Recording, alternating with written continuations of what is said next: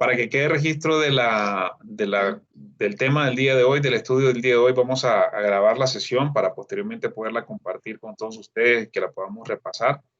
Eh, y como mencionaba hasta hace un momento, pues vamos a dar continuidad al tema que hemos venido estudiando acerca de la persona del Señor Jesús.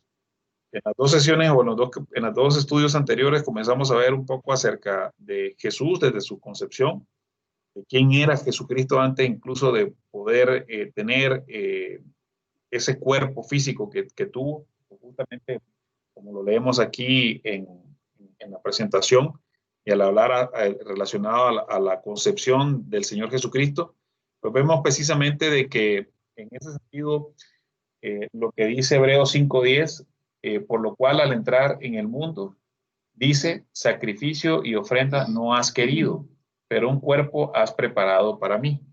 Eso fue lo que el Señor Jesús hizo al final del día, cuando desde la eternidad lo que le pidió a Dios mismo fue justamente eso, que le preparara un cuerpo para poder venir a cumplir la misión que le había encomendado el Padre, justamente para nuestra redención.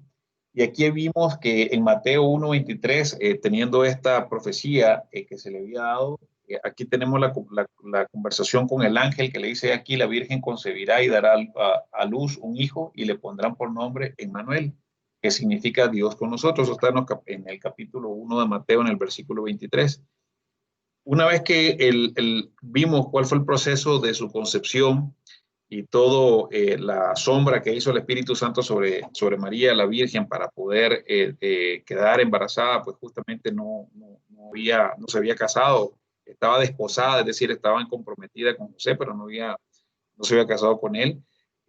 Y el ángel Gabriel tuvo esa aparición juntamente a María y posteriormente a José para que explicarles cuál era la situación que tenían, y estuvimos viendo el contexto en lo que se dio y todo lo que pasó, la posición que tuvieron tanto María como José de sumisión, de aceptación a la voluntad del Señor, a pesar de que era un evento totalmente extraordinario, milagroso, de hecho, el hecho de poder tener, digamos, un hijo de Dios mismo, cuando se le anunció de que iba a ser el Salvador del mundo y que le iban a poner por nombre, aquí dice Manuel, en los versículos anteriores dice el nombre Jesús, y veíamos un poco acerca del proceso de nacimiento que tuvo posteriormente a esto, que fue el tema que estuvimos viendo la semana pasada, donde en efecto se les ha anunciado, lo que decían los ángeles anunciándole a los pastores que estaban en el campo, y les decían, os ha nacido hoy en la ciudad de David un Salvador, que es Cristo el Señor.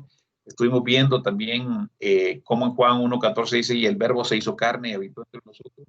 Estuvimos viendo los temas de las genealogías, donde podíamos ver justamente de que tanto Mateo define la genealogía de José, desde, digamos, donde viene narrándose desde Abraham hasta llegar al rey David, para vincular la profecía que tenía que cumplir, que iba a ser, Jesús iba a ser llamado también hijo de David.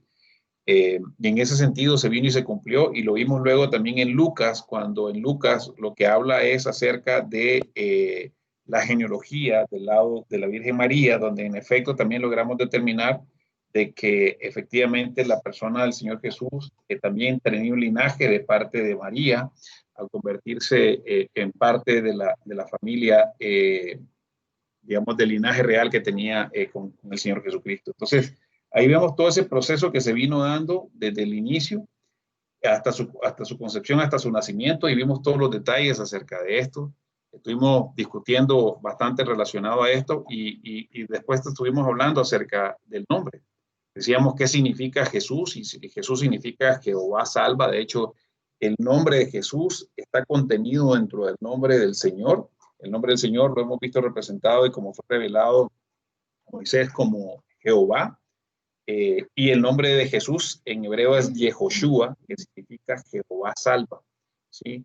Y aparte de eso, pues estuvimos viendo otras aristas o otras formas o otras maneras como Dios se vino revelando a través de diferentes formas, a través de diferentes facetas, en diferentes tiempos, a diferentes personas y pueblos. Vimos, por ejemplo, cómo se le mostró de Elohim, que es dioses al final del día.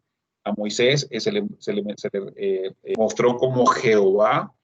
A Abraham se le mostró como el Shaddai. Y en este caso Jesús hoy, de esa manera que nunca había sido dado a mostrarse de ninguna forma, fue que se mostró con el nombre de ese Salvador que iba a venir a morir por nosotros para rescatarnos de nuestros pecados. Hablamos también de que Jesús no comenzó a existir desde el momento de su concepción física dentro del vientre de María, sino que ya existía y ha existido desde siempre. Es decir, veíamos que fue profetizado y decíamos que desde sus salidas son desde antes, desde el principio, dice, y él estuvo juntamente con él. De hecho, podemos trazar en la Biblia el nombre del Señor Jesucristo y verlo actuando como el príncipe del ejército de Dios.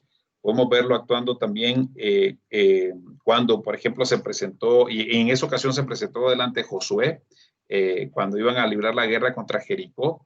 Lo vemos, por ejemplo, cuando se le manifestó al mismo Moisés de la zarza, él le dice, yo soy. Y justamente vemos que en Juan tiene diversas formas en las cuales Jesús se muestra también a diferentes personalidades dentro de la Biblia. A uno se le muestra como el pan de vida, a otro se le muestra como las aguas de vida, a otro se les muestra como la puerta, y así sucesivamente va mostrándonos facetas en la medida en que nosotros vamos conociéndolo. Hoy nos toca seguir avanzando acerca del estudio del Señor Jesucristo como persona, y el propósito justo de estudiarlo desde una perspectiva como persona es con el único propósito de que nosotros logramos entender cuál era el propósito de Dios, aparte de saberlo, porque una cosa es, creo yo, es saberlo, pero otra cosa totalmente diferente es entenderlo. Cuando nosotros hablamos de Jesús, automáticamente podemos venir a nuestra mente que Él es nuestro Salvador. Nosotros automáticamente podemos pensar que Él es la persona que vino a morir por nosotros para darnos salvación de pecados. Y estoy repitiéndolo de alguna manera. Pero es la parte del conocimiento que nosotros entendemos de la teoría de quién es Jesús, quién es Jesucristo y qué es lo que representa para nosotros. Pero al final de cuentas, el hecho de podernos identificar y poder verlo a Él como alguien tangible, como una persona igual que nosotros, con las mismas capacidades, aunque es muy difícil, como lo explicamos en los temas anteriores, desprender o extraer la divinidad de Dios en la persona de Jesús y separarlo, porque prácticamente es imposible, pero veíamos dentro de uno de los detalles que a mí me llamó más poderosamente la atención, que de su nacimiento, que decíamos que cuando nació, la Virgen lo que hizo fue que lo envolvió en pañales. Y hablamos que la palabra pañales, lo que significa en hebreo y en griego es faja, en hebreo es faja, y justamente lo relacionábamos con un pasaje de Job, donde mirábamos cuando Dios mismo le dice a Job, ¿quién crees que puso por faja o por cinturón o por límite a los mares? Si estamos hablando exactamente de la misma palabra, que en ese caso representa la palabra pañales, y estamos hablando que en ese pañal estaba sujeto, estaba fajado, estaba contenido todo el poder de la divinidad de Cristo en la persona de Jesús.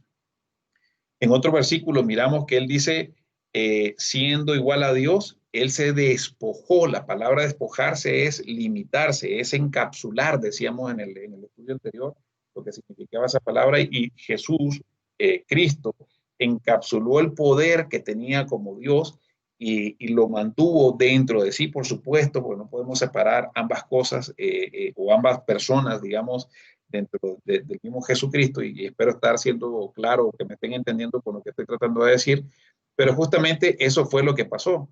Y cuando él nació, pues lo encontramos, que él estaba en un pesebre, en una humildad total, absoluta, eh, y estaba él fajado en pañales. Entonces quedamos justamente cuando en eso, que posterior al alumbramiento, pues vimos que en ese momento cuando pasó, ellos vivían en Galilea, tanto María como José, pero para que se cumpliesen todas las profecías que estaban, valga la redundancia, profetizadas para la llegada del Mesías, una de ellas era que tenía que, aparte de ser del linaje de David, tenía que nacer en Belén.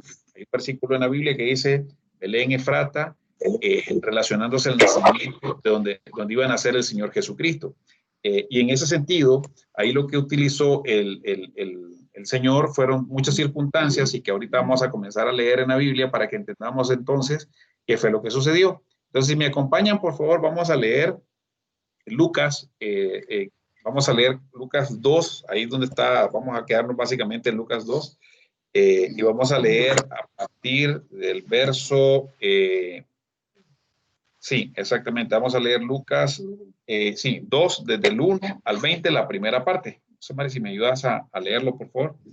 Aquí vamos a encontrar el relato y es un dato interesante antes de que comencemos a leer, que muchas veces en la Biblia, y es una de las cosas que también son un misterio, muchas veces no encontramos un orden cronológico dentro de las cosas que están narrando.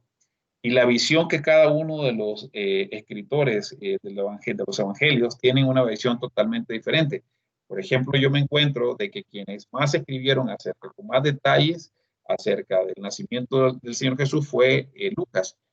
Mateo lo habla, pero de una perspectiva un poco más recatada, justamente habla de la genealogía, habla acerca de otros detalles. Vemos como Marcos precisamente se van y se basan a partir del ministerio de Jesús, ya como en el bautismo y demás, y Juan lo presenta desde una perspectiva totalmente diferente, aunque cuando nosotros comenzamos a esculcar y entrelazar, vamos viendo cómo Dios va entretejiendo toda esta información para darnos a nosotros. Así que vamos a leer acerca del nacimiento de Jesús como tal, para poder determinar qué fue lo que sucedió en su niñez y en su adolescencia. ¿De acuerdo? Entonces leamos por favor Lucas, capítulo 2, versículos del 1 al 20. Mari, por favor. Días que se promulgó un edicto de parte de la Iglesia que todo el mundo fue empadronado. Este primer censo se hizo siendo Cirenio gobernador de Siria, e iban todos para ser empadronados cada uno en su ciudad. Y José subió de Galilea, de la ciudad de Nazaret, a Judea, a la ciudad de David, que se llama Belén, por cuanto era de la casa y familia de David, para ser empadronado con María su mujer, desposada con él, la cual estaba encinta. Y aconteció que estando ellos ahí, se cumplieron los días de su alumbramiento. Y dio a luz a su hijo primogénito y lo envolvió en pañales y lo acostó en un pesebre porque no había lugar para ellos en el mesón. Había pastores en la misma región que velaban y guardaban las vigilias de la noche sobre su rebaño. Y he aquí se les presentó un ángel del Señor, y la gloria del Señor los rodeó de resplandor y tuvieron gran temor. Pero el ángel les dijo, no temáis, porque he aquí os doy nuevas de gran gozo que será para todo el pueblo, que os ha nacido hoy en la ciudad de David un Salvador, que es Cristo el Señor. Esto os servirá de señal. Hallaréis al niño envuelto en pañales, acostado en un pesebre. Y repentinamente apareció con el ángel una multitud de las huestes celestiales que alababan a Dios y decían, gloria a Dios en las alturas y en la tierra paz, buena voluntad para con los hombres.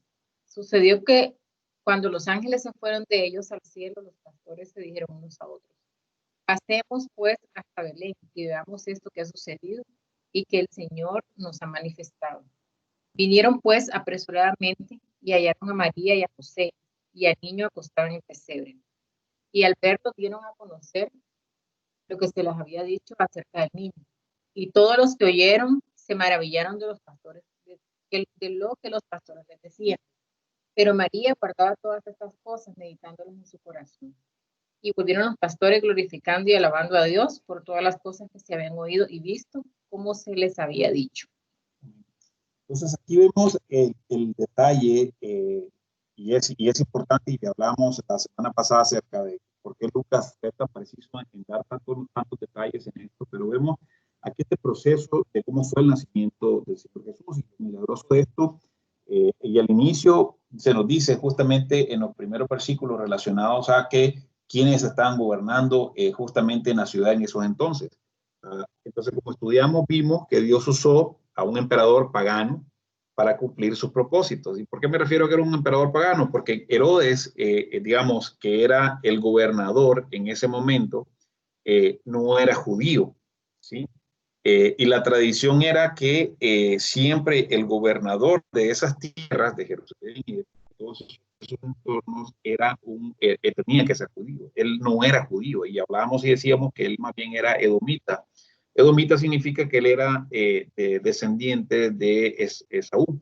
Y ustedes saben pues que existía esta pugna histórica entre Esaú y su hermano Jacob desde aquellos entonces, y tomaron dos líneas diferentes los descendientes de ambos, y se entiende quiénes son cada uno de ellos. Entonces, Herodes no era judío, ¿sí? Y es interesante que era, como les decía, la primera vez que un gobernador no judío mandaba sobre Judea.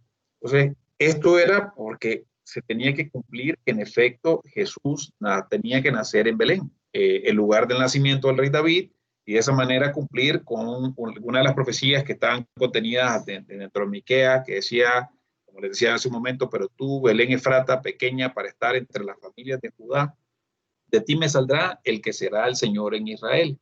Y sus salidas son desde el principio, desde los días de la eternidad, refiriéndose en este sentido a que Jesús como ser divino y espiritual no era primera vez que venía a esta tierra, por decirlo de alguna forma, pero en este caso iba a venir como una persona humana encarnado en el vientre de María. Entonces, sin embargo, como habíamos mencionado en ese tiempo, José y María vivían en Nazaret, que era una ciudad que estaba en Galilea, y vamos a ver posteriormente qué cosa sucedía en Galilea en esos entonces. Y de acuerdo a la ley romana, digamos, debían ser empadronados en la ciudad donde vivían en ese momento, pero de acuerdo a la ley judía, ¿sí? Tenían que regresar a su lugar de origen para ser empadronados. Entonces, tanto como vemos y estudiamos el linaje de tanto de María como de José, ambos dos eran descendientes del rey David, y como eran descendientes del rey David, era su ciudad de origen. Por tanto, tenían que viajar desde Nazaret hasta Belén para poder ser empadronados. Entonces, así fue que viajaron José y María. Obviamente María estaba encinta, estaba embarazada desde Nazaret hasta Belén, que fue el lugar del nacimiento del rey David, porque ellos pertenecían a la tribu de Judá, ¿sí? Entonces eso era muy importante, y es tan importante porque de hecho la palabra Belén significa casa de pan. Entonces hay un dato que me llama a mí la atención y que lo coloqué aquí, de hecho los dos versículos, uno de ellos que dice relacionado a lo que pasaba y todo el acontecimiento que se dio cuando nació, como los ángeles dice que dice que y repentinamente apareció con el ángel una multitud de las huestes celestiales que alababan a Dios y decían, es decir, había cualquier cantidad de ángeles que estaban sobre los montes donde estaban los pastores, y en ese sentido es muy interesante porque no aparecieron, ¿por qué no aparecieron en la ciudad? Porque aparecieron en el campo.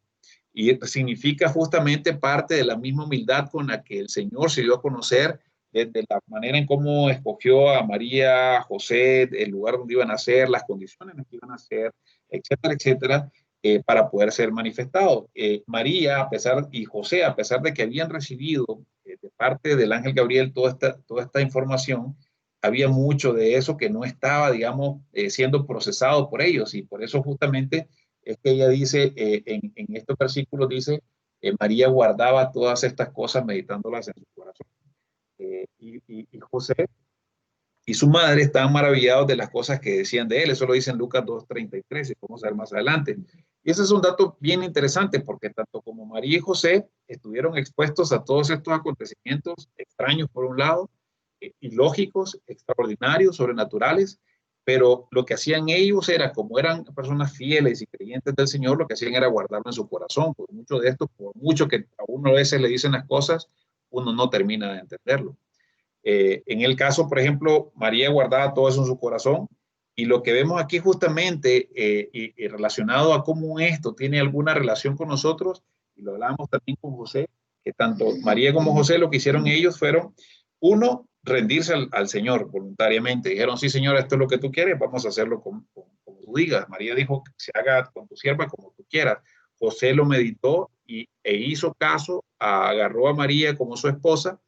Y eso lo que hace justamente es cuando nosotros comenzamos a rendirle las cosas al Señor, Dios viene en ese sentido a tomar control sobre las cosas nuestras, aun cuando en ese momento las situaciones que nosotros estamos pasando se miren como oscuras, se miren como ilógicas, se miren como que no tienen ningún sentido, pero el hecho de poder ser obedientes a la palabra del Señor, a los principios que el Señor nos manda, es justamente lo que el Señor espera también de nosotros, como lo hicieron en ese sentido los padres terrenales de Jesús, al poder entregarse al Señor, aceptar las cosas que el Señor les había dicho y aceptar la dificultad de todo lo que eso contenía, porque ustedes se imaginan el hecho de primero que en el caso de María, quedar embarazada por el Espíritu Santo, o sea, de una manera sobrenatural. El hecho para José de que su prestigio como hombre hubiese quedado en duda ante una situación de que la persona que estaba prometida para casarse estaba embarazada de repente. De hecho, el hecho de que tenían que viajar desde Galilea hasta Belén para poder ser empadronados, venía embarazada, no tuvieron lugar donde poder posar, nacieron en un pesebre, es decir, donde estaban los animales, la forma en la que fueron, en la que sucedieron todas estas cosas. Los ángeles cantaron en el terreno, llegaron los pastores hasta donde estaban ellos, y yo me hubiera vuelto loco, pues no hubiera sabido ni cómo reaccionar, ni qué pensar, ni mucho menos entenderlo. Pero en este caso, al final de cuentas, aprendamos un poco del ejemplo en ese sentido, tanto de José como de María, de poder, aparte de rendirnos a la palabra del Señor, meditar sobre ello, guardarlo en nuestro corazón, porque a lo mejor en este momento no lo vamos a entender, no vamos a saber las razones por qué estamos pasando lo que estamos pasando, o por qué pasó lo que pasó, o por qué vamos a pasar lo que vamos a pasar, pero si Dios dice que Él es bueno y todas las cosas son para mi bien, entonces todas las cosas son buenas y Dios es bueno. Y en su momento nosotros vamos a ir entendiendo lo que está sucediendo. No sé si me explico con eso. ¿Tienen alguna duda o algún comentario hasta aquí? Si tienen alguna duda, mientras tanto vamos a seguir leyendo entonces el mismo Lucas. Vamos a leer ahora del versículo 21 al versículo 39 para seguir con el detalle de lo que aquí nos está diciendo la palabra. No sé si alguien más me puede ayudar, por favor, del versículo 21 al versículo 29, a leerlo, por favor. Del versículo 21 al versículo 39, disculpen.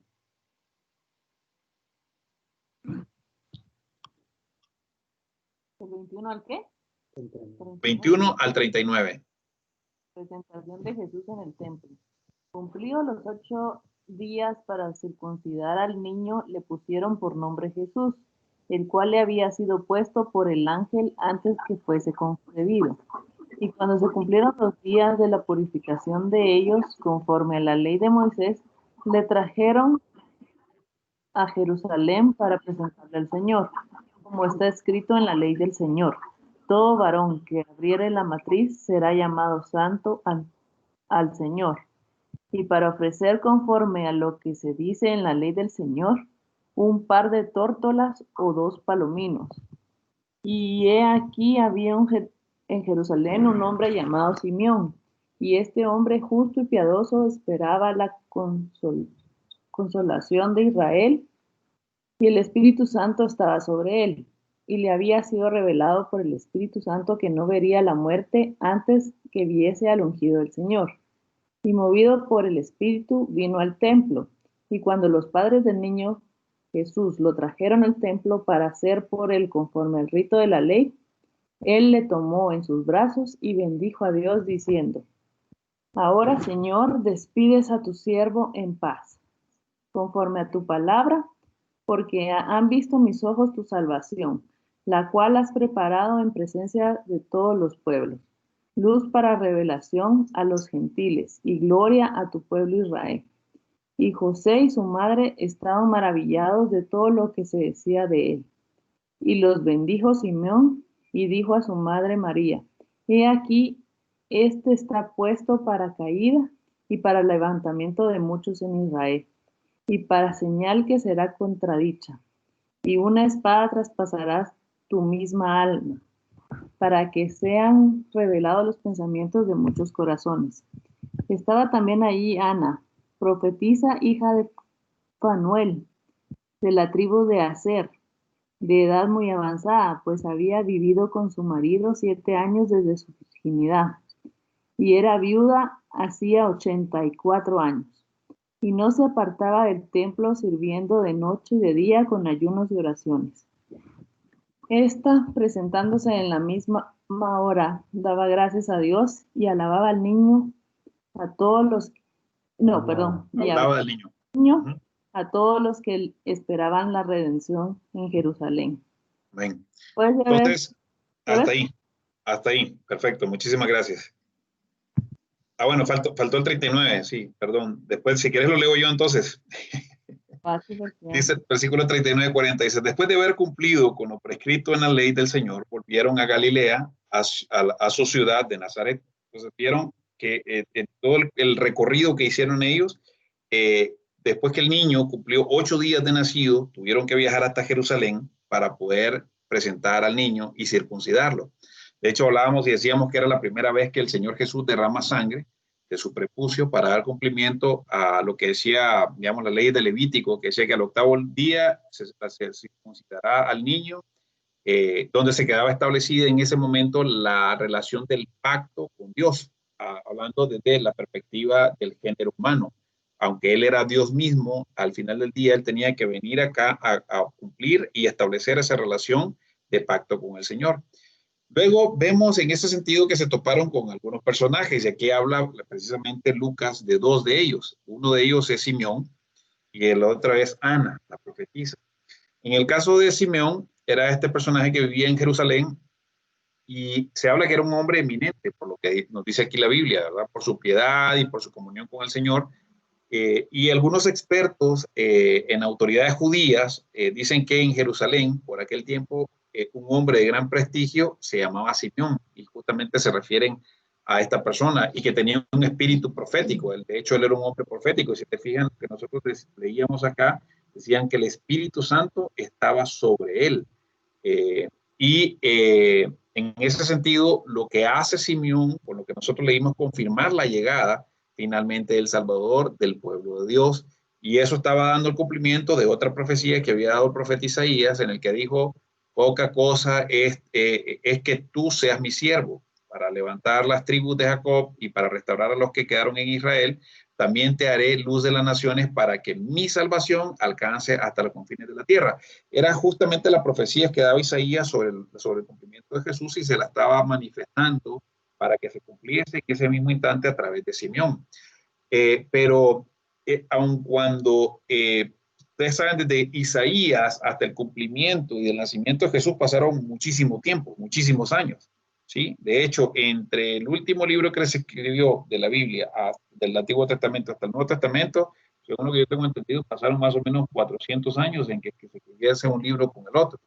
Y al final de cuentas, los judíos no perdían, o los judíos piadosos, en el caso de Simeón, no perdían esa esperanza de que iba a llegar el profeta, el Mesías, a poder salvarlos a ellos, su Salvador. Aunque el Mesías tardaba en llegar, pero los que creían en él esperaban y deseaban su venida y aguardaban con paciencia. Eso es lo que nos dice aquí en este versículo 25 que acabamos de leer. Si lo traemos a nuestra propia realidad, porque pues como hemos leído que toda la palabra de Dios es útil hoy para enseñarnos, para redarguirnos, para instruirnos, para corregirnos en justicia, a fin de que nosotros seamos perfectos y cabales en todo, parafraseándola. En ese sentido, lo que dice Simeón y de esa espera que hace Simeón y esa profecía que dice en ese momento, aplica para nuestro caso, que es la misma manera cuando nosotros debemos de esperar la llegada ansiosamente de parte de nosotros a nuestros corazones del Señor Jesucristo. Y la predicción de que el niño, ¿verdad? Estaba en la parte cuando le dice que estaban asombrándose de las cosas, es decir, que José y María se estaban asombrando de las cosas que estaban hablando de él, dice, se maravillaban de las cosas que de él se decían. Justamente volvemos a lo mismo que hablamos anteriormente. Aquí estábamos viendo de que ellos, a pesar de que estaban delante de cosas que seguramente no entendían, porque eran demasiada información que estaban recibiendo, a pesar de que el ángel había sido muy claro y las profecías eran muy claras, ellos seguramente no lo estaban entendiendo, pero aún así, lo que Simeón estaba diciéndoles a través en ese momento delante de María y de José, lo que hacía era fortalecer la fe de María y de José con lo que ellos tenían, porque en ese caso lo que hizo Simeón fue que le mostró la razón de que tenían tanto José como María para regocijarse. Si ustedes leen el versículo 34, efectivamente dice, y los bendijo Simeón, refiriéndose a José y a María, y dijo a su madre, mira, he aquí, este está puesto para caída y levantamiento de muchos en Israel y para señal que será contradicha. Es decir, aquí lo que estaba diciéndole es, ustedes no saben este Jesús, este bebé al que estamos cargando aquí, está representado en esa fotografía que estamos viendo, es el Salvador del mundo que va a venir a hacer todo esto que estaba profetizado por él. Pero también por el otro lado, le mostró que al mismo momento que tenían ese gozo, por lo cual tenían que estar llenos de gratitud y estar siempre gozosos, de alguna u otra manera también iban a tener un aguijón en la carne para ellos. Y eso significa a veces una situación complicada de dolor, porque en la vida nuestra como cristianos, nuestra vida está compuesta de montes y de valles. Esto significa lugares de exaltación, pero también lugares de humillación.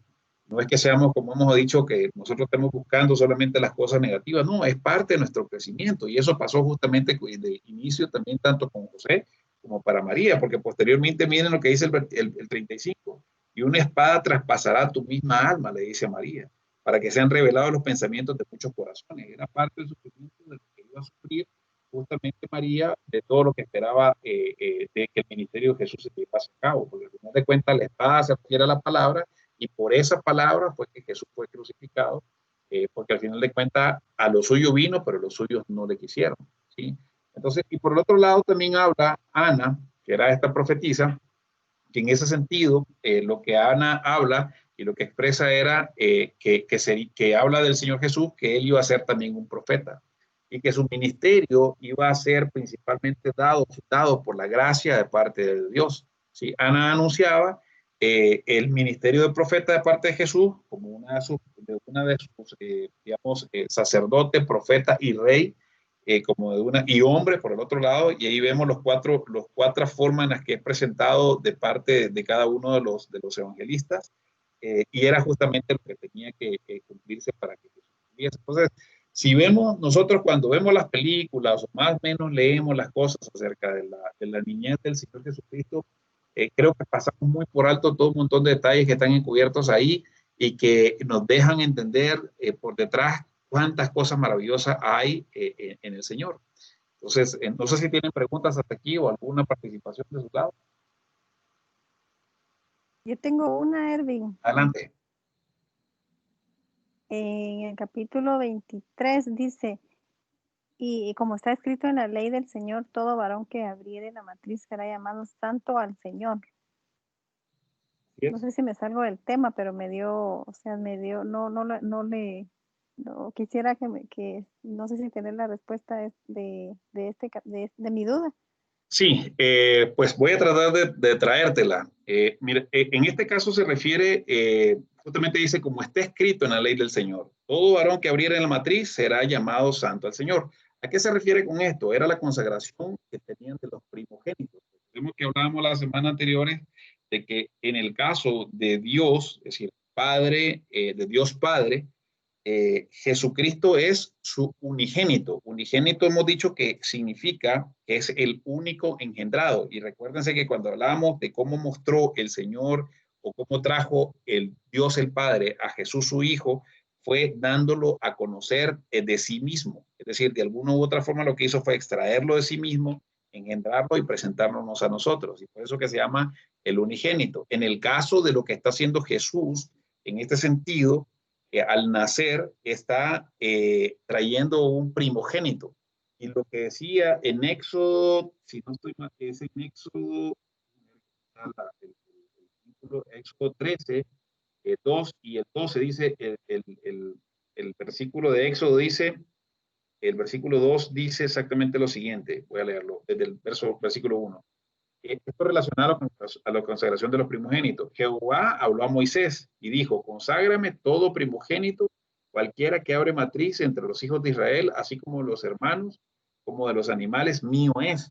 Aquí lo que está haciendo es al momento que le dice que lo aparte, y si nos vamos al versículo 12, dice el versículo 12, dedicarás a Jehová todo aquel que abriere matriz, y asimismo todo primer nacido de tus animales, los machos serán de Jehová. Lo que estaba diciendo es que con la dedicación que estaban haciendo del Señor Jesús, es importante que nosotros presentemos al Señor, lo que estaba diciendo era, y al derramar, estableciendo ese pacto entre Dios el Padre y Jesús, el Hijo varón, hombre que estaba aquí en la tierra. No sé si con eso de alguna forma te contesto. A eso se refiere Sí. específicamente ahí. Sí, ya con ¿De lo acuerdo? otro que ya lo he leído, ya lo relacioné. Gracias, Edwin. Perfecto. Entonces, yo aquí les puse esta fotografía.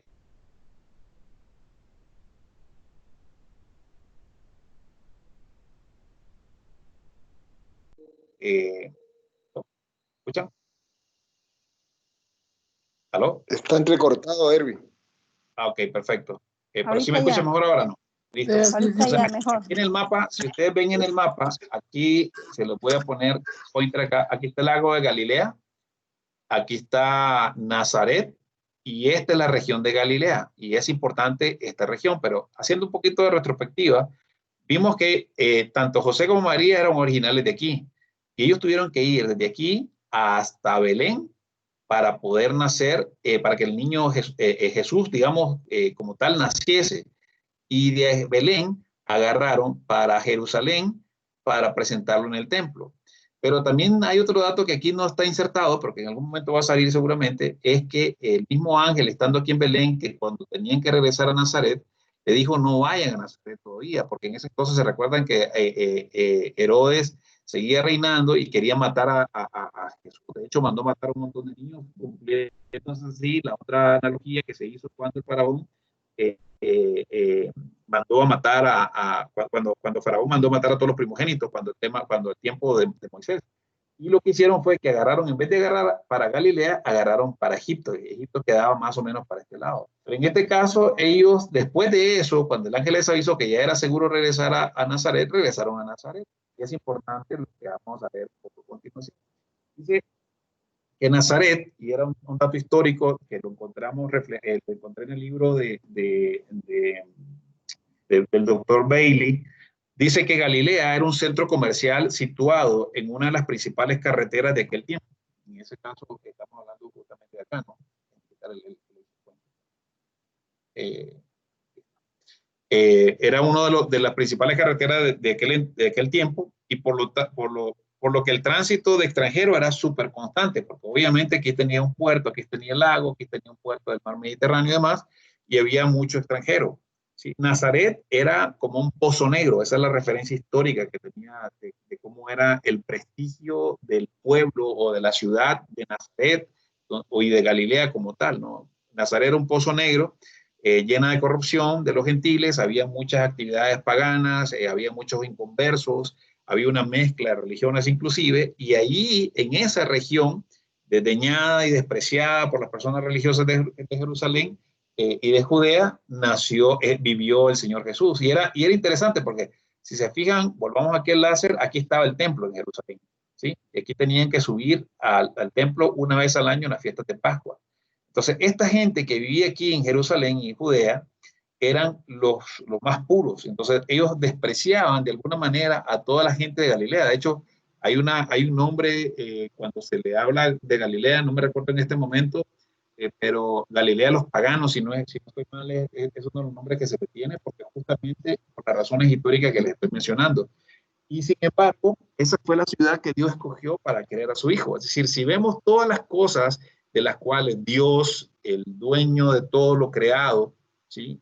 Vino aquí a esta tierra como hombre, se privó de todas las cosas posibles que nosotros pudimos haber privado, que un hombre puede privarse, y las vivió, por ejemplo. Y esa es una de las cosas que a mí más me impactan del hecho de conocer a las personas del Señor Jesús, porque cuando realmente nosotros vamos y vemos acerca de lo que hizo el Señor Jesucristo, Él lo que vino justamente fue a darnos ejemplo acerca de qué es lo que nosotros debíamos de hacer y cómo debemos de hacer. Es decir, cuál es el propósito del Señor, aparte de venir a morir por nosotros.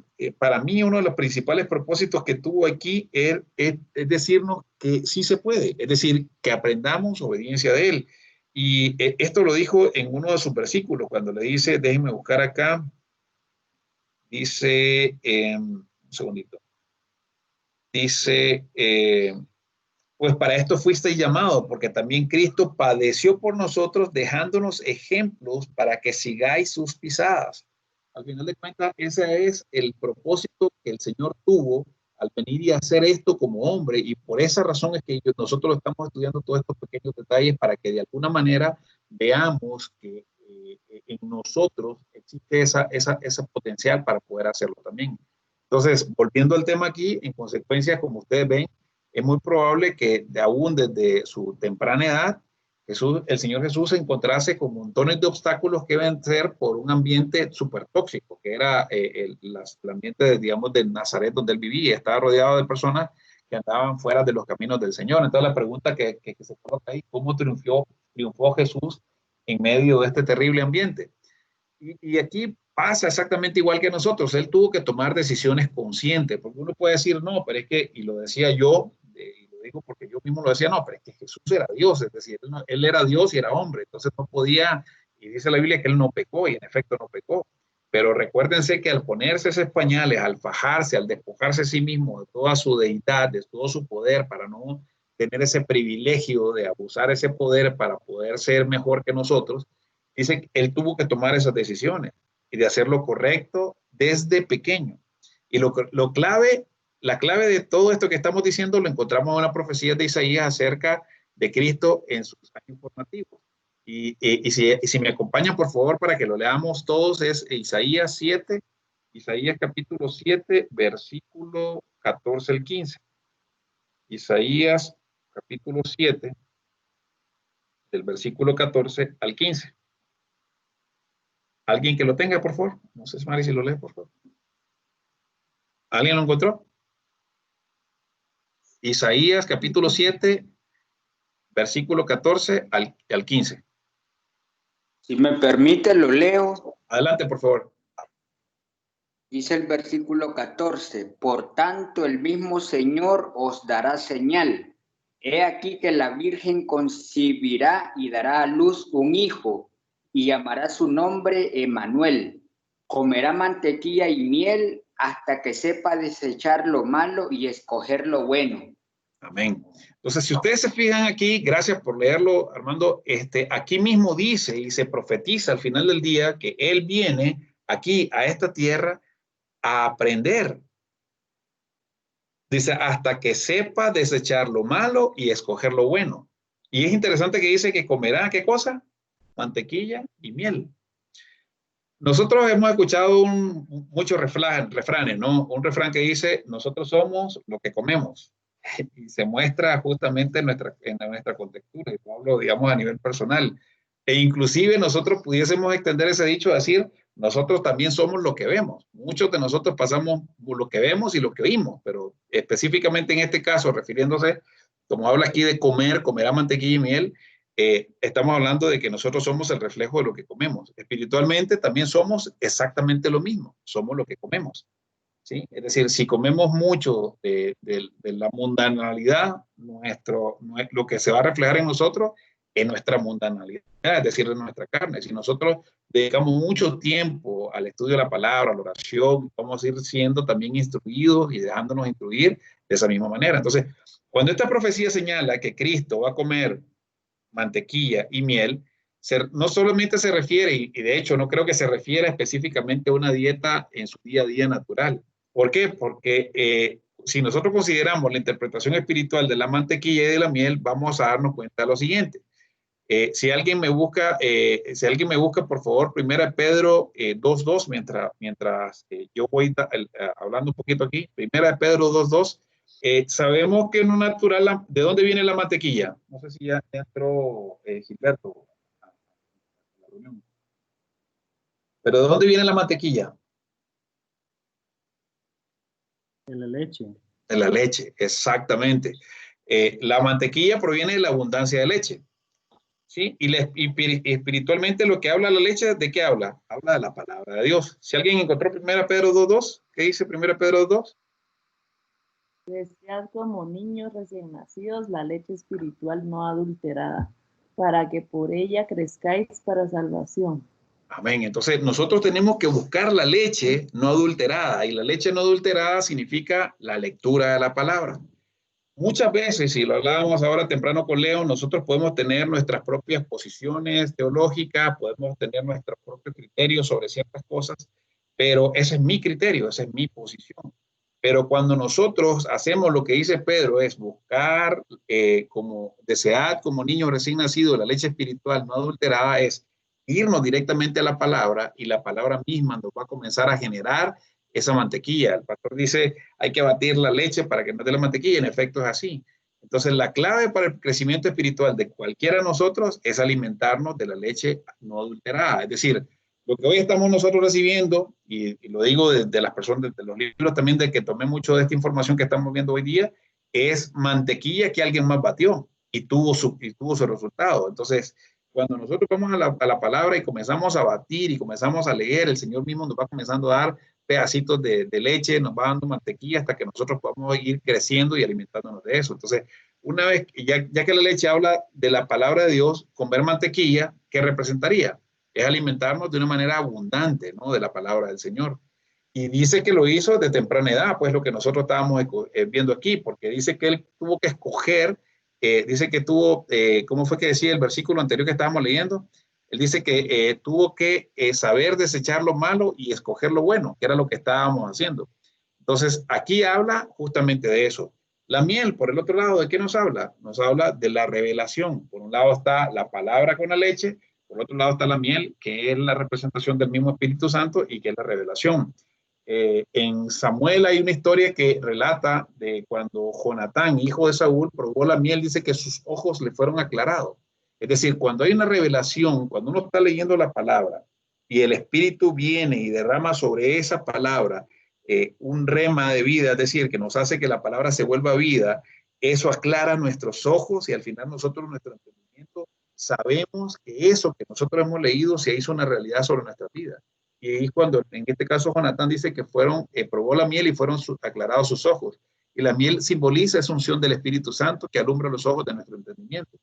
Entonces, en el caso de lo que hablábamos de Isaías, habla claramente que en este caso Jesús se iba a alimentar de la palabra de Dios, desde joven, desde chiquito, de hecho, desde que comenzó a tener uso de poder leer y demás, pero también habla de la unción del Espíritu Santo. Y debido a eso, él comenzó a poder escoger entre lo bueno y lo malo, que es exactamente la misma cosa que nosotros estamos llamados a hacer.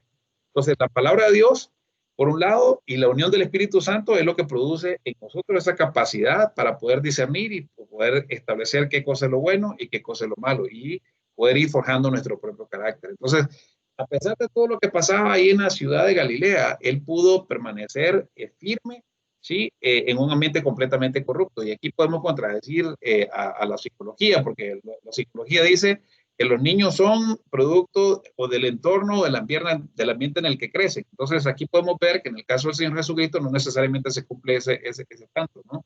Porque Él definitivamente venció todas las ventajas. Sí, claro, estamos hablando de un ser especial, totalmente de acuerdo y concedido, pero también dependerá mucho de cómo nosotros influenciamos sobre nuestros hijos o cómo nosotros nos dejamos de influenciar sobre el entorno para que podamos nosotros crecer. Y hay ejemplos en la Biblia. Tenemos a José, por ejemplo, tenemos al mismo Moisés, que siendo un príncipe, de hecho, el heredero al trono del faraón, decidió justamente por el Señor. Tenemos a Daniel, que prefirió justamente no contaminarse. Tenemos a Sadrach, a Mesac y a Abednego, que al final de cuentas decidieron no arrodillarse ante una estatua y meterse al horno del fuego. Y justamente pasó con ellos exactamente igual. Entonces, aquí tenemos nosotros eso que sucedió con el Señor Jesucristo sobre eso.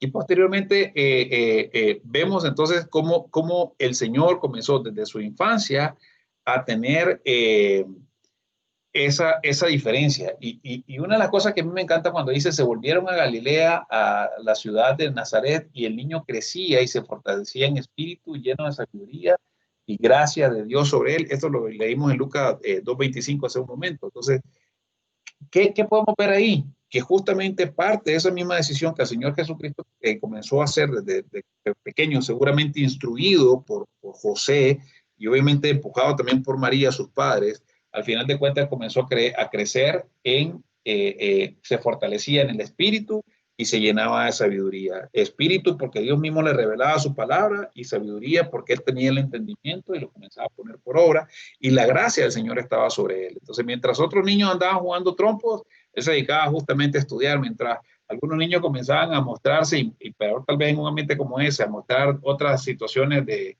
fechorías o cosas que uno hace de niño, pues él fue mucho más obediente y fue creciendo en ese sentido hasta alcanzar, digamos, la sabiduría.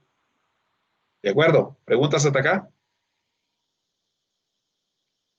Entonces, vamos a leer el último versículo del capítulo 2. Es el capítulo ¿qué? El 2:40. Si alguien tiene el 40, por favor, de los que estaban leyendo, solo para terminar de leerlo.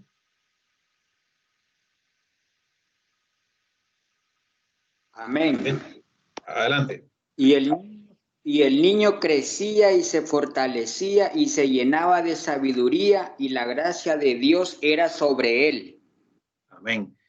Tremendo. Entonces, si se fijan en el versículo anterior que estamos leyendo, decía aquí que el niño crecía, se fortalecía en espíritu, lleno de sabiduría y gracia de Dios. Su gracia de Dios era sobre él, perdón. Yo creo que estamos, perdón, permítanme acá. En una versión anterior me confundí aquí porque el que quería colocar era el versículo 25, si no estoy mal. Déjenme un segundito, por favor. Porque hay una pequeña diferencia cuando le dice que el niño crecía después de la presentación. Un segundito. Aquí vemos una pequeña diferencia. Un segundito, por favor. Ya la vamos a encontrar. Sí, en el versículo, antes del versículo 40. Sí, perdón, el versículo 47. Dice, y todos los que le oían se maravillaban de su inteligencia. Y en el versículo 52 es la diferencia, perdón, que tenía que haber escrito aquí en esta parte aquí, era el versículo 52. Si se fijan en el 40 dice que él crecía en sabiduría, en estatura, en gracia para con Dios y los hombres. En el versículo 52 dice que Jesús crecía en sabiduría y en estatura y en gracia para con Dios y los hombres. Entonces, aquí poco a poco el crecimiento, y podríamos decirlo en la parte natural, y iba creciendo de estatura, por supuesto, pero también estamos hablando de la parte de la estatura espiritual.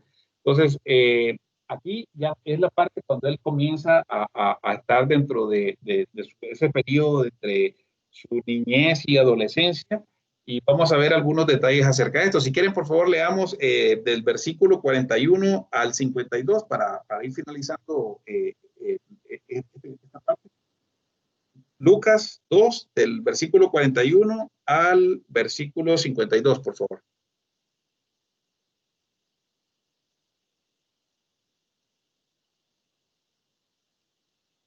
Dice así, el 41, iban sus padres todos los años a Jerusalén en la fiesta de la Pascua.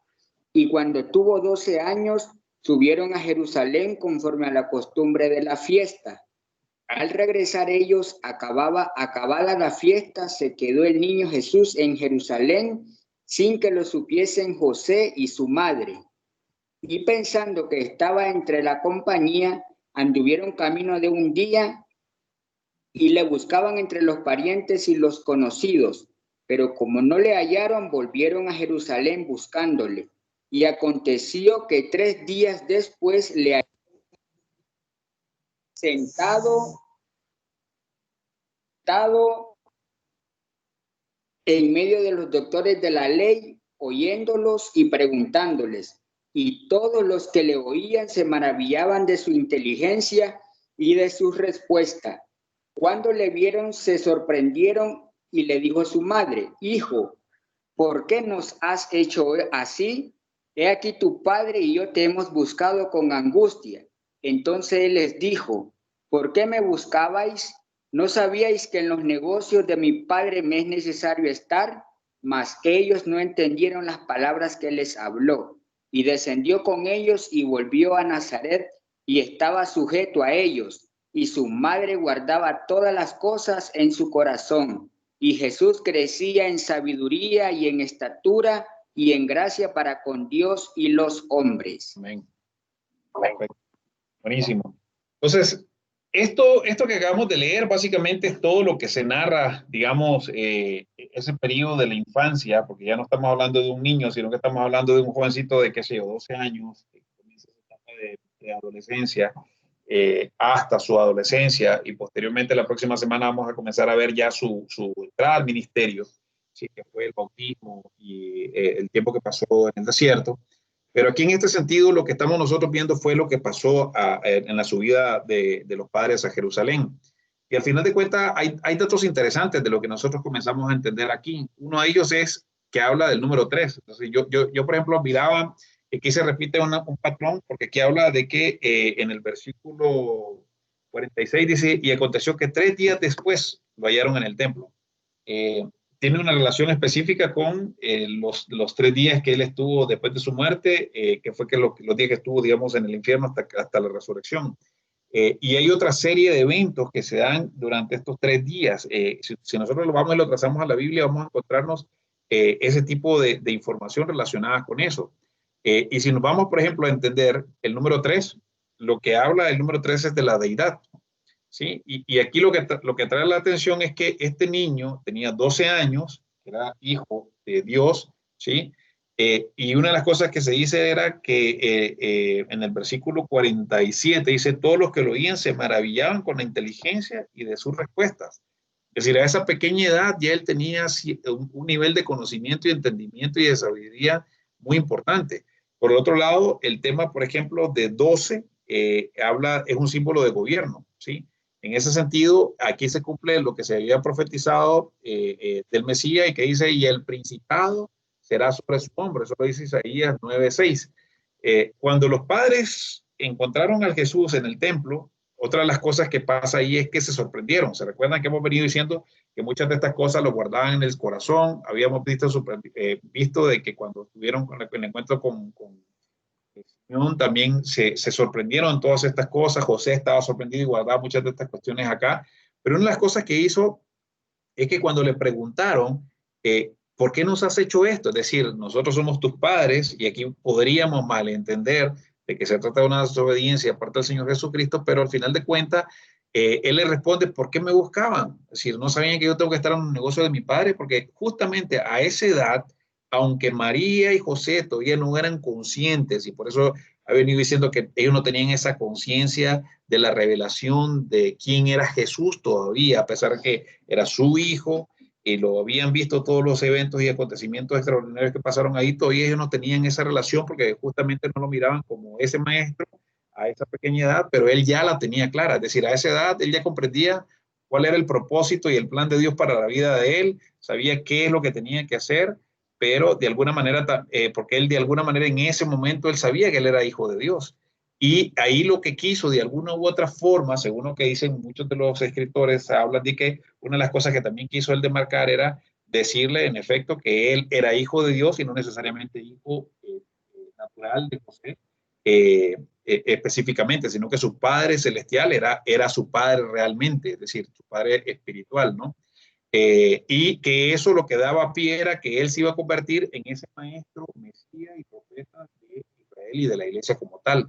Entonces, en ese sentido, aquí nosotros podemos ver todas estas cosas como a la edad de los 12 años, él ya estaba de alguna manera con cierto grado de conocimiento. Por eso que dicen el 52, él crecía en sabiduría, en estatura y en gracia para con Dios y para con los hombres, porque aquí es un evento que era muy común que se pasaba, que los muchachos podían llegar a las iglesias, digamos, a las sinagogas en ese entonces, a escuchar lo que se estaba haciendo. Pero fíjense que lo que él dice aquí, una de las cosas que me un montón en el 40, dice, en el 46 dice que él estaba sentado en medio de los doctores de la ley, oyéndoles y preguntándoles. Es decir, si él les preguntaba, era porque no solamente en ese momento era capaz de poder mantener una conversación, sino que él previamente había leído y había quizás tenido ese conocimiento y esa revelación de la mantequilla y de la miel que él había estado acostumbrado a comer para poder tener revelación y poder inclusive iluminar la mente de estos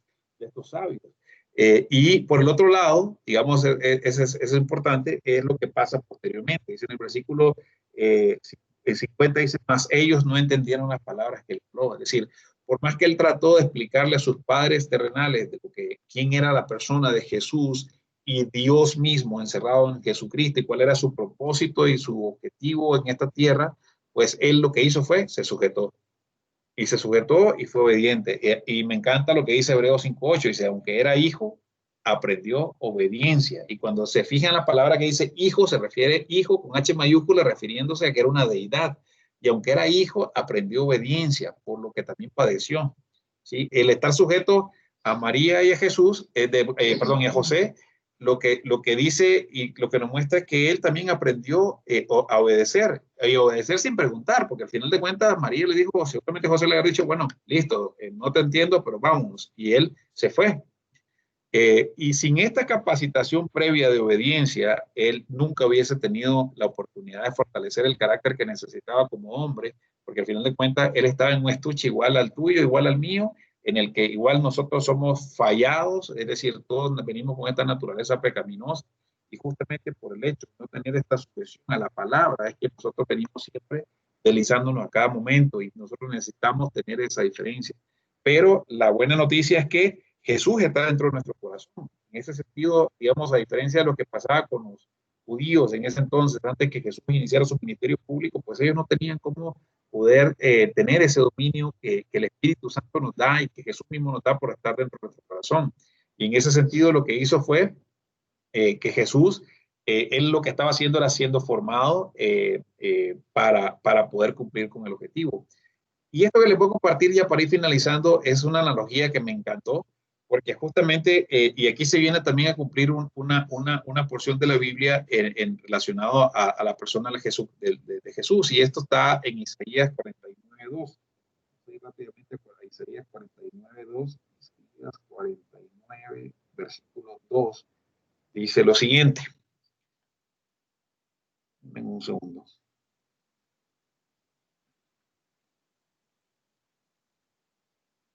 Isaías 49:2. Aquí está. Dice, y puso mi boca como espada aguda, me cubrió con la sombra de su mano y me puso por saeta bruñida, me agarró y me guardó en su aljaba. Y me dijo, mi siervo eres, oh Israel, porque en ti me gloriaré. Aquí hacemos esta analogía del Señor Jesús como una flecha guardada en una aljaba. Una aljaba es un recipiente donde se guardan las flechas, ¿sí? Y si nosotros vemos una saeta, digamos, y si nosotros vemos una saeta o una flecha, está compuesta básicamente de dos partes principales, ¿verdad? La punta, ¿sí? Que es de metal, y por el otro lado tenemos la vara, que es de madera, ¿no? Entonces, en el caso de la punta de la flecha, ¿sí? Que normalmente es hecha de acero y es como una espada, y justamente lo que está diciendo acá, la punta de la flecha habla de la palabra de Dios, es decir, la punta de la flecha va y es la palabra hacia donde va, ¿no? La cual era como una espada en la boca. De hecho, cuando uno ve, dice que la palabra es más aguda que una espada de dos filos, ¿sí? Por eso que la punta de la flecha ya estaba desarrollada a esa edad que tenía, pero todavía no estaba perfeccionada, ¿sí? En la vida de Cristo dentro de Jesús. Por el otro lado, la vara de madera, lo que significa la madera, necesitaba ser una vara que fuera pulida, perfecta, sin que tuviese ningún tipo de elementos que pudiese, que cuando fuese lanzada, comenzara a tener cierta resistencia con el viento, y esto lograra que no cumpliera con el cometido que tenía que hacer. Y eso es la naturaleza humana, ¿sí? Nosotros somos como esa vara de madera, porque de hecho la madera lo que representa es la humanidad, en ese sentido el mismo Jesús, pero representa su humanidad, y como humanidad nuestra naturaleza es fallada, y nosotros necesitamos ser pulidos y tallados, y que nos quiten todas las asperezas, para que cuando nosotros tengamos que llegar a hacer lo que tengamos que hacer de acuerdo a la palabra del Señor, y que la palabra del Señor esté metida juntamente con nosotros como flecha, nosotros podemos llegar al blanco al que queremos llegar. Por eso es que justamente aquí, como nuevamente dice Hebreos 5:8, y aunque era hijo, él aprendió obediencia. Entonces, al final de cuentas, lo que vemos aquí es que Jesús aprendió esa obediencia para poder estar disponible y listo y totalmente capacitado para cumplir el propósito al cual Dios le había mandado en este mundo. Es decir, en ese sentido, nosotros no solamente podemos ser pulidos y equipados para darle el blanco como una flecha, y la única manera de poder hacerlo es a través de años de práctica, de sufrimiento y de disciplina para poder lograrlo. Entonces, la flecha al final del día, que la otra parte que me encanta, es que no decide para dónde va. Y lo mismo hizo Jesús, y lo vamos a ver en su ministerio. Él dijo, yo no vengo a hacer mi voluntad, no vengo a hablar lo que yo quiero hablar, sino que vengo a hacer lo que mi padre me mandó, y vengo a decir lo que mi padre me dijo que dijese. Entonces, en ese sentido, la flecha no decide el camino que quiere agarrar, ni decide a qué blanco le quiere dar. Es decir, la flecha depende básicamente del arquero que agarra la flecha, la tensa y la tira. Es decir, el arquero es Dios, el arca, digamos, el arquero es Dios,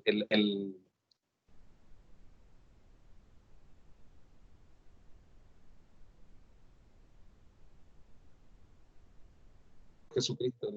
Entonces, ahí vemos nosotros al final del día cómo el Señor comenzó a prepararse en todo este tiempo para él poder ser perfeccionado hasta que llegase a la edad que tenía que ser llamado para cumplir su ministerio. Y desde más o menos los 18 años, pasó más o menos esto, que fue lo último que se supo que hay registros, digamos, del Señor Jesús, perdón, desde los 12 años, más o menos hay como 18 años en los que no se escucha absolutamente nada de Jesús, sino hasta cuando él comienza a presentarse para estar listo en su ministerio. Entonces, al final de cuentas también podemos ver, y como lo muestra aquí la figura, el estar sujeto a sus padres hizo que también él pudiese aprender los deberes doméstico que tenía que hacer.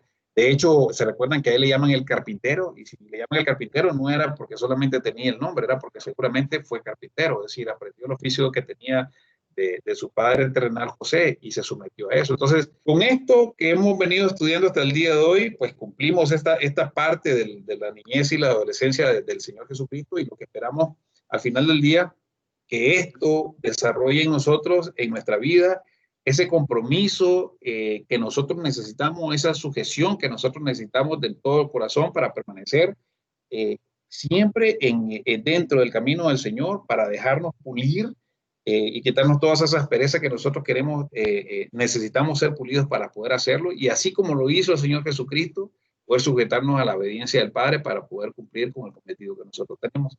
Entonces, eso era lo que tenía para compartir el día de hoy, así que abro el micrófono para sus comentarios, preguntas que puedan tener al respecto.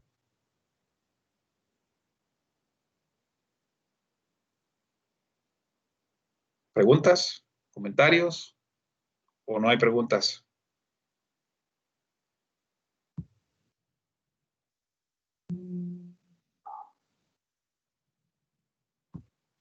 Bueno, todos muy callados el día de hoy. Espero que haya...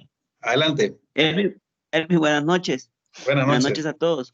Adelante. Erwin, Erwin, yo siempre he tenido esa pregunta. O sea, en ningún libro, aunque sea apócrifo, no habla de la niñez de Jesús.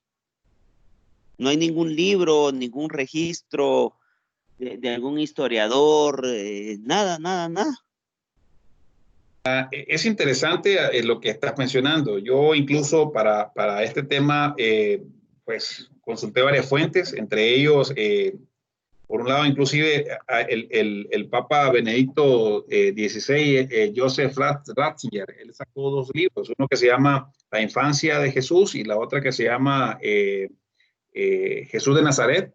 Leí los libros, por ejemplo, de la vida de Cristo de ¿cómo se llama? El doctor Bailey, textos de la doctora Hicks relacionados a la persona del Señor Jesucristo y lo que dice la Biblia. Y de lo que yo he indagado, y otros libros más, por ejemplo, La vida de Cristo, Jesús de Mesías, hay ciertas posiciones teológicas, filosóficas o históricas que están puestas ahí, y en ese sentido todos coinciden exactamente igual. Hay un espacio de silencio entre los 12 años de edad, digamos, hasta el día en que él decide cerrar la carpintería, porque ese es otro detalle interesante, que posteriormente, después de la llegada al templo de Jerusalén y que pasó lo que sucedió, no se hace tampoco ningún recuento de la vida de José. Por eso decíamos que José posiblemente murió en esa etapa de la adolescencia del Señor Jesús, y seguramente se tuvo que hacer cargo de todas las cosas que tenían que hacerse cargo para la manutención del hogar, juntamente con María, ¿no? En ese entonces. Entonces, no hay ningún registro, al menos que yo haya podido indagar o averiguar, tanto de los libros y de los historiadores que, digamos, de renombre de esa época, no tenemos registro a este momento, por lo menos de lo que yo he indagado hasta este momento. Es un misterio. Ok, sí, sí. Lo que pasa es que con ese tiempo de silencio se ha dado mucha especulación y manipulación en muchas cosas, porque, por ejemplo, yo vi un documental ya hace un par de años en el de History Channel, Sí, donde decían que Jesús en ese tiempo estuvo en la India, estuvo en un montón de lugares aprendiendo sobre las otras religiones, para de ahí tomar su sabiduría, ¿verdad? Entonces, ponete, sí puede ser muy manipulado eso, ¿verdad? Al no tener el conocimiento que hoy nos estás compartiendo, ¿no? exactamente. Y gracias por traer ese punto. Fíjense que lo que se dice incluso, que en este periodo de tiempo, de lo que estamos hablando nosotros acá y de que por qué se le llamó carpintero y por qué él hablaba perfectamente arameo, por qué hablaba griego, por qué hablaba hebreo, e inclusive en algunos casos se llega a decir, no sé si Josefo o algunos de los historiadores que hablan, de que también habló latín. Entonces aquí lo que podemos ver es que él se circunscribió dentro del área geográfica donde él estaba, es decir, no hay ni un registro histórico validado en este sentido en el que se pueda dar fe de eso.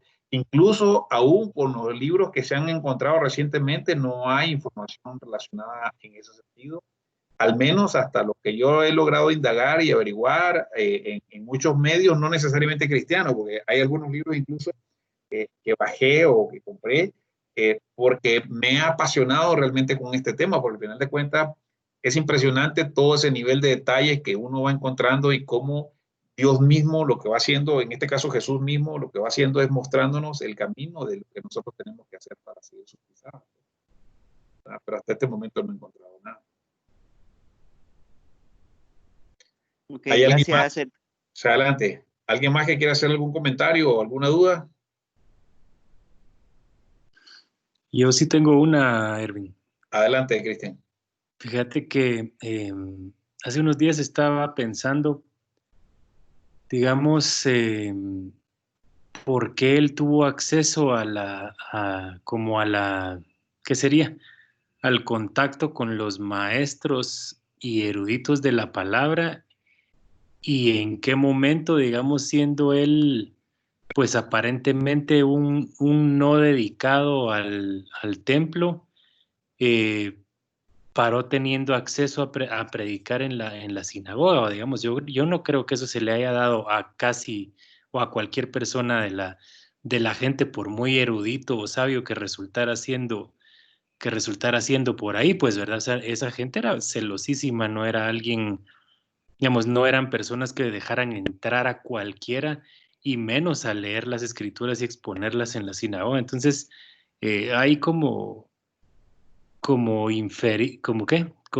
interpretado de alguna manera algún proceso en ese tiempo de silencio donde él tuvo algún entrenamiento, eh, no sé, para ser de alguna de las sectas, digamos, como de alguna de las sectas sacerdotales, para que le permitieran exponer la palabra en su momento. La respuesta es bastante sencilla realmente y quizás podemos indagarlo un poco para la próxima semana antes de poder ver esto, pero primero que nada, recordate que solo con el hecho de ser descendiente de David y de la tribu de Judá, ya marca para él quién era Jesucristo. De hecho, Jesús es un judío, ¿sí? De hecho, si te fijas, un dato interesantísimo es quién era Elizabeth, por ejemplo, la mamá de Juan el Bautista. Existe una relación en la que se dice inclusive de que Juan el Bautista y Jesús eran primos. Zacarías, que era el esposo de ¿cómo se llama?, de Elizabeth, era sacerdote o ministro, por decirlo así. Lo vamos a ver la próxima semana con más detalle. Creo que eso vamos a verlo la próxima semana. Y también tenía ese chance de poder venir a llevar el incienso, que en el caso del padre de Zacarías, el padre ¿cómo se llama?, de Juan el Bautista, lo hizo.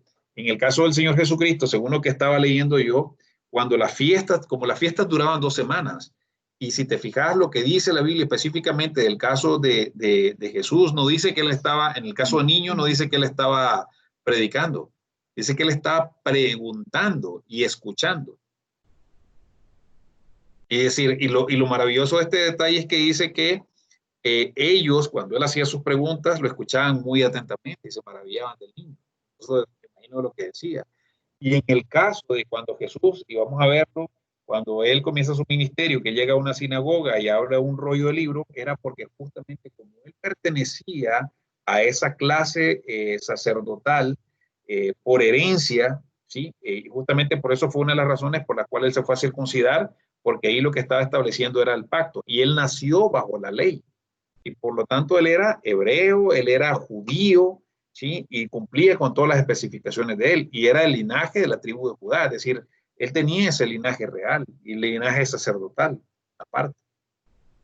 Entonces, yo no veo y no he encontrado aquí, porque justamente, y justamente uno de los que da más insight acerca de esto son dos actores que me interesan, que me gustaron muchísimo. Uno es el Papa Ratzinger y el otro es un comentarista de la Biblia que se llama Matthew Henry, que habla en relación al proceso que se seguía cuando llegaban en esos momentos y se tenían que participar de las sesiones de la sinagoga, y quienes estaban obligados de alguna manera a poder llevar a los hijos para poder tener esta transmisión, digamos, padre-hijo, eran justamente los padres, porque quienes estaban obligados a ir a presentarse al templo no eran ni siquiera las mujeres, eran únicamente los hombres. Eran quienes podían entrar a las sinagogas.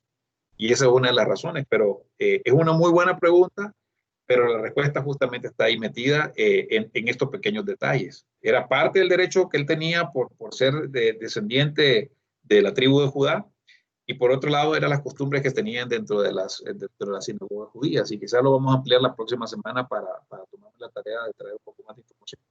¿Te parece? Sí, listo. Muy bien.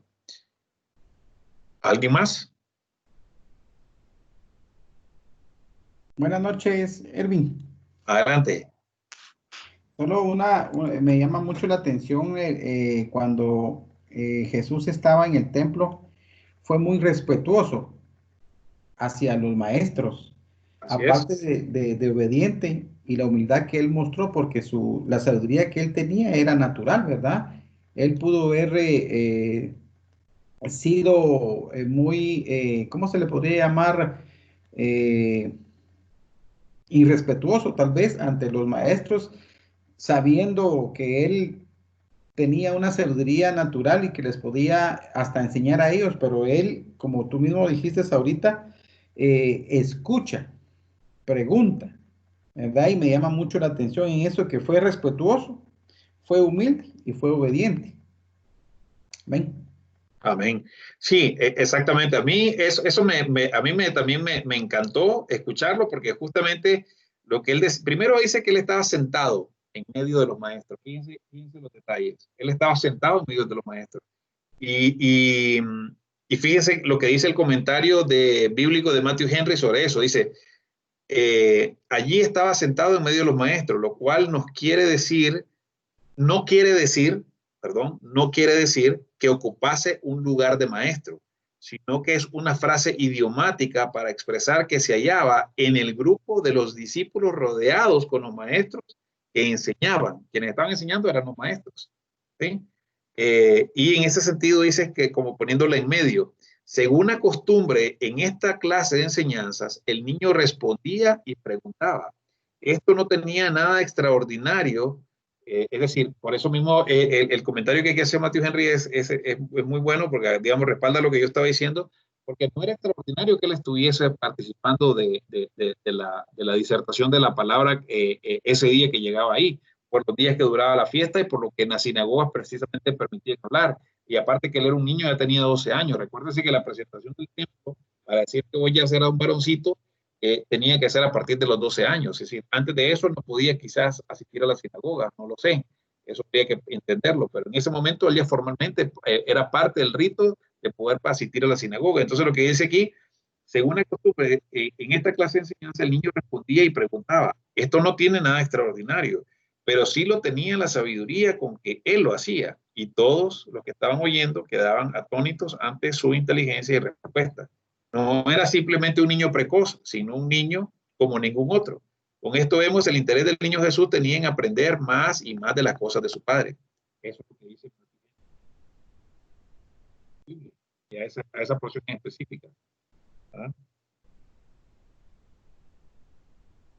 Bueno, ¿alguien más? Listo. Bueno, entonces para la próxima semana tenemos tarea. Creo que le toca a Gianna Alexandra Garbi Peña, alias Doña Yara. Y nada, así que vamos a seguir indagando sobre este tema que me ha parecido particularmente a mí espectacular. Yo quiero agradecerles a todos ustedes por darme la oportunidad de poder estudiar esto. Por el final de cuentas, creo que el primer beneficiado de esto soy yo.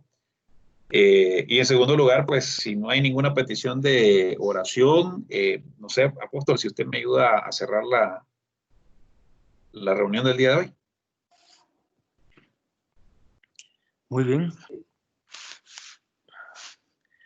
Vamos entonces, Señor, te agradecemos por mostrarnos, Señor, los detalles de los inicios de tu existencia como hombre, Señor. Sabemos que en estos detalles hay tesoros escondidos que tú nos puedes mostrar, Señor, detalles precisos de cosas que marcaron tu existencia y tu vida y tu paso sobre esta tierra.